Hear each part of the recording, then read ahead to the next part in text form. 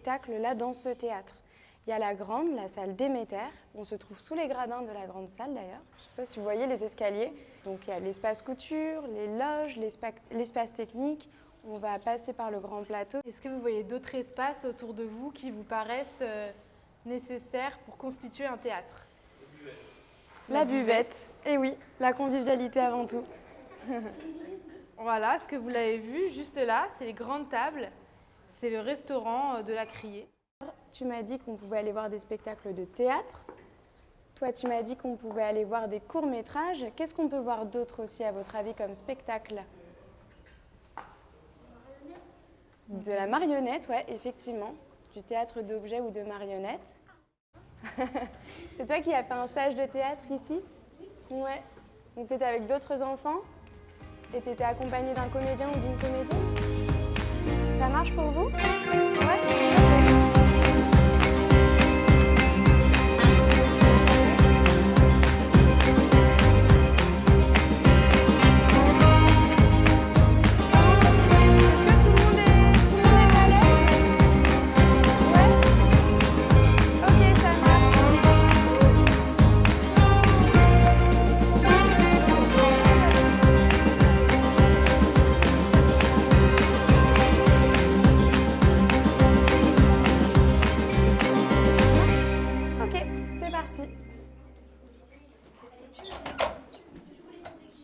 Oui, juste ici.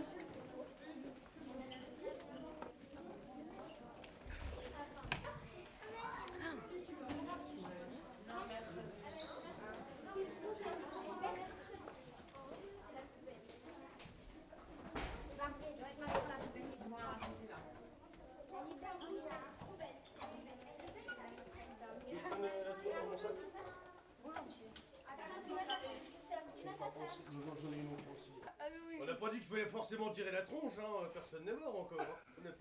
C'est pas une pièce d'Hamlet. Hein. Avec un sourire. Cheers. Ah, vous êtes photogéniaux. All is alright. Muchas gracias. À votre avis, on se trouve dans quel espace là? C'est assez simple, hein. Ouais. Ouais, un espace couture. Quand on voit des artistes sur scène, ils vont porter des costumes, ouais. Ils peuvent effectivement être maquillés. Ils peuvent aussi porter des perruques. Ouais, des perruques. Et donc ici, on va avoir tous ces costumes pour toutes ces scènes durant le spectacle. Donc il va porter ça peut-être au début, ensuite en fonction de la scène, je ne sais plus qui a parlé de scène, ouais, et il va changer de costume. Et pour ça, il va y avoir parfois un costumier ou une costumière donc, qui travaille dans cet espace normalement, qui va être en effet en coulisses pour l'aider à changer de costume très vite. Ouais. Ouais, c'est vrai. Ouais. Parce que quand le personnage quitte la scène, peut-être qu'il C'est ça. Peut-être que le comédien quitte la scène et peut-être qu'il va devoir revenir tout de suite après. Là, je voulais vous montrer la partie création des costumes où il y a une personne qui s'est occupée de la création, donc a réfléchi à comment est-ce qu'il veut mettre en scène du coup les personnages. Et là, on va en trouver quelques exemples des essayages qui ont été faits notamment. Pas ici. Hein. Ici, on les crée, on les entretient, on les stocke encore un peu pour certains, mais les comédiens et les comédiennes vont les enfiler en loge. Donc c'est un espace qu'on vous invite à découvrir maintenant. Ouais. On peut y aller. Et vous allez voir, il y aura aussi des costumes là-bas et c'est là qu'ils s'habillent pour la première fois. Et ensuite, en effet, pour les changements rapides, ça peut se faire en coulisses, mais généralement, ils peuvent avoir aussi le temps d'aller se changer dans un espace qui est confortable, comme celui de la loge.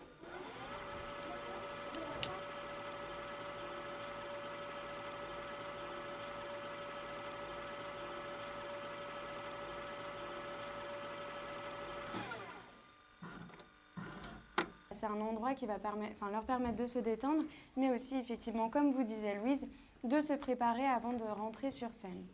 Il arrive parfois qu'il y ait des artistes qui rentrent seulement 1 heure après le début du spectacle, sur scène.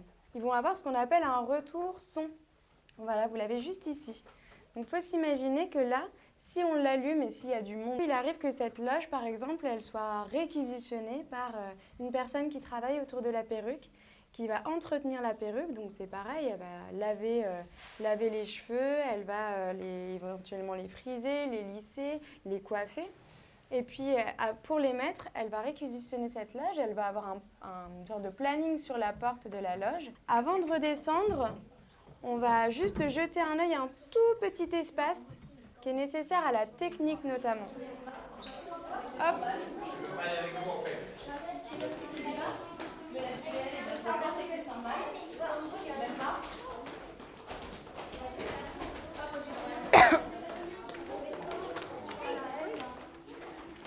Alors, on va le découvrir ensemble. Je vous propose de bien observer ce qu'il y a à l'intérieur de cette... Une histoire ait lieu, il faut que les personnages ils évoluent dans un décor.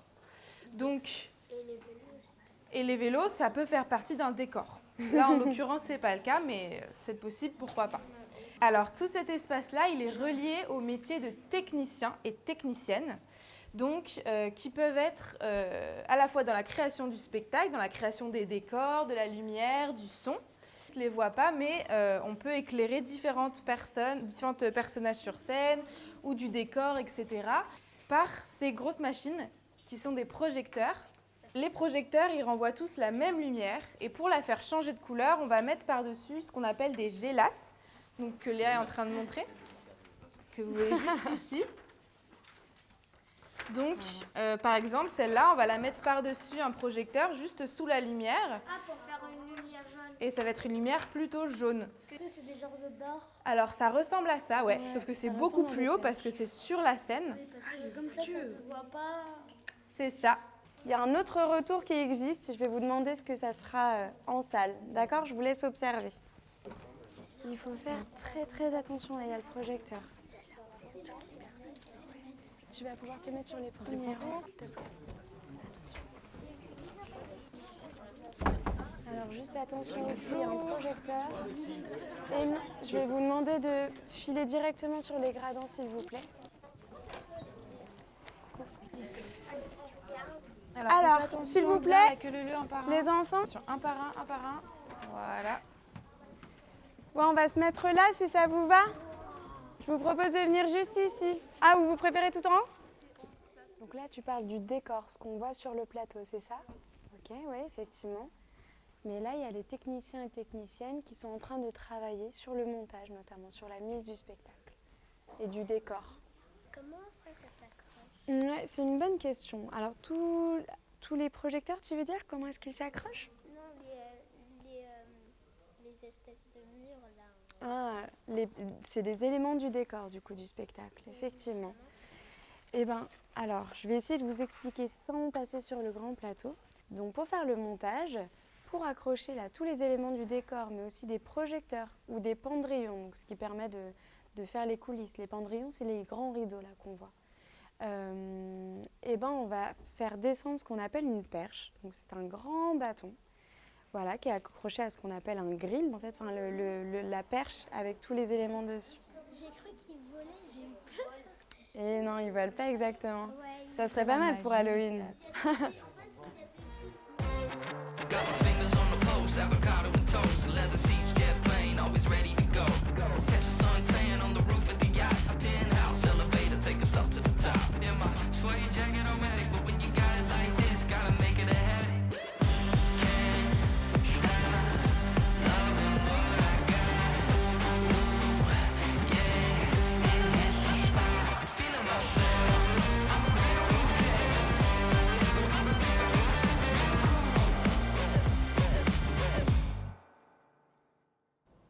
Ok. Et ensuite, on est allé dans quel espace? Junior? Comment? Les coulisses, ouais, effectivement, on est passé par les coulisses. Avant ça, il y avait le foyer. Effectivement, ouais. Le foyer. Non. Est-ce que ça t'a intéressé du point de vue de la vidéo aussi? Vous avez pu faire des plans là-dessus? Et oui, ouais. Des sons qui vous ont marqué? Il y a des personnes qui vont voler dans le spectacle Antichambre. T'es sûr que c'est dans Antichambre? C'est pour le spectacle À la paix. Ouais. De ce spectacle qui vient d'être créé. Là, ils travaillent du coup en collaboration avec l'équipe technique du théâtre notamment. Ils ont monté le spectacle, donc préparé les projecteurs, etc. Et puis ce qu'on va voir au plateau. C'est pas les tests qu'on fait avant de monter sur scène, c'est-à-dire on fait une petite mise en scène, on fait la pièce Ouais, avant. ils vont là sur tous les métiers du théâtre. Vous avez préparé quoi, vous les filles, comme question? Du coup, qu'on se dirige vers ce qu'on appelle la régie. Donc encore une fois, on va aller dans des espaces.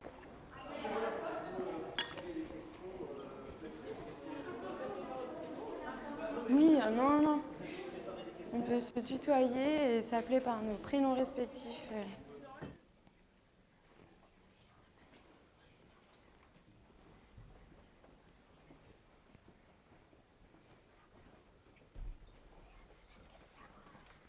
va faire très attention.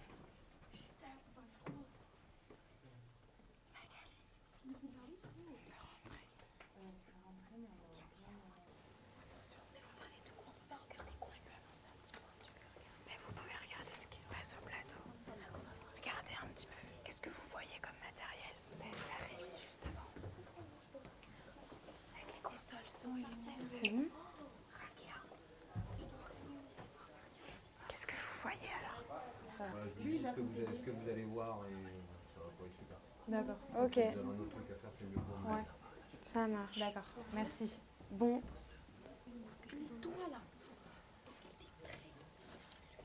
Ça revenait pas dans sa grosse tête. Comment?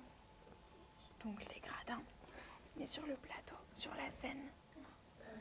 Vous pouvez encore lever la main juste pour qu'on puisse.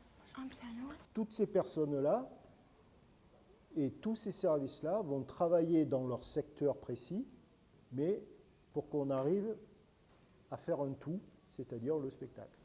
Et j'explique toujours que la vérité, c'est le plateau.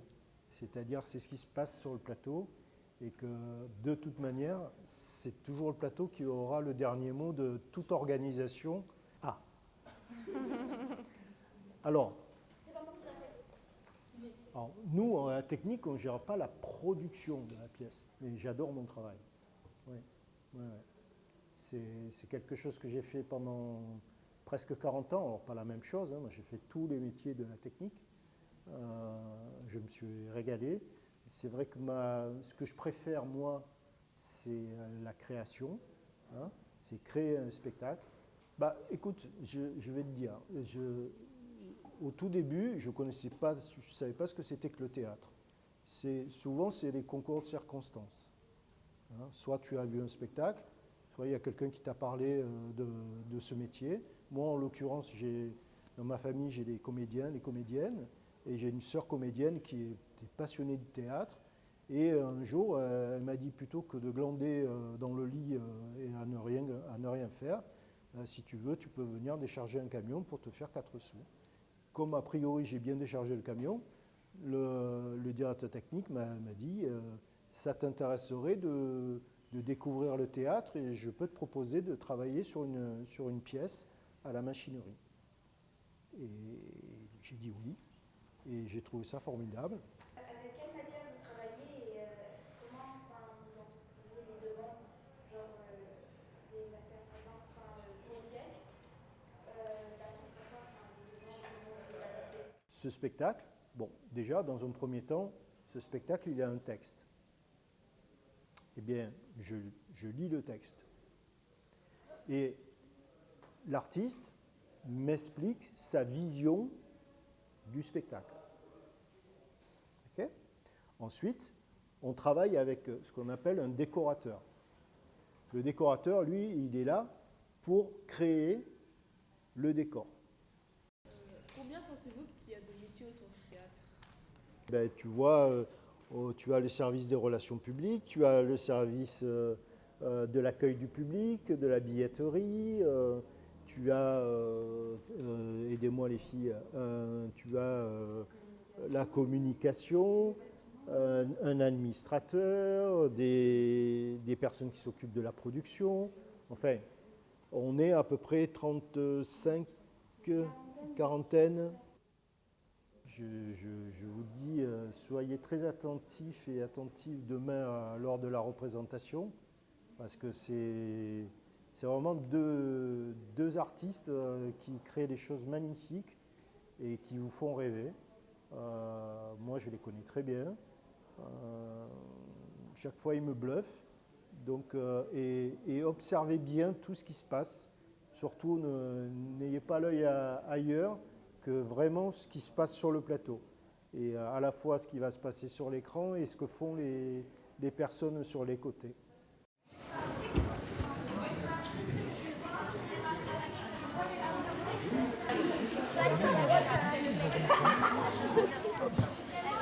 On va y arriver.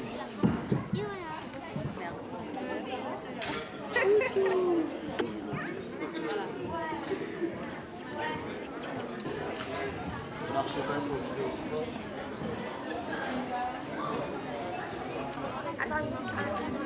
On va demander. Faut pas envoyer maman.